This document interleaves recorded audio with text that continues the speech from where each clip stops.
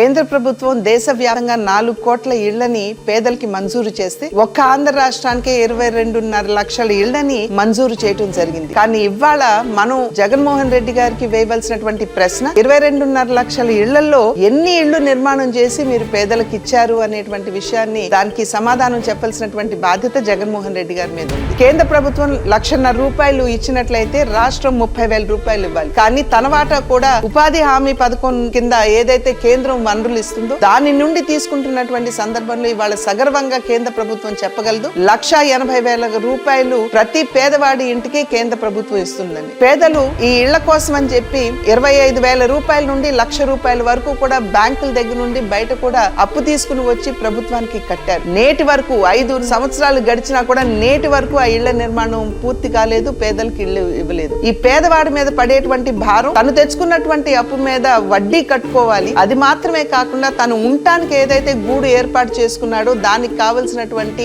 అద్దె కూడా ఆ భారం కూడా ఈ పేదవాడి మోయాలి. అంటే ఇంతటి భారం మోసినా కూడా ఆ భారం తీర్చవలసినటువంటి ప్రభుత్వం ఇవాళ సీతకన్ను వేసి ఈ రకంగా పేదల్ని ఇబ్బందులకి గురి చేయడం ఎంతవరకు న్యాయం అన్నది మనం ఆలోచించాలి. నా వాళ్ళు నా పేదవాళ్ళు నేను వారికి అండగా నిలబడుతున్నానని చెప్పి గుండెలు బాదుకోవటం కాదు, నిజంగా ఆ పేదవాడి కోసం నీ గుండె కొట్టుకోవాలి అనేటువంటి విషయం జగన్మోహన్ రెడ్డి గారు గుర్తించాలి. మే 13న కమలం గుర్తుపై ఓటేద్దాం, పురంధేశ్వరి గారిని గెలిపిద్దాం.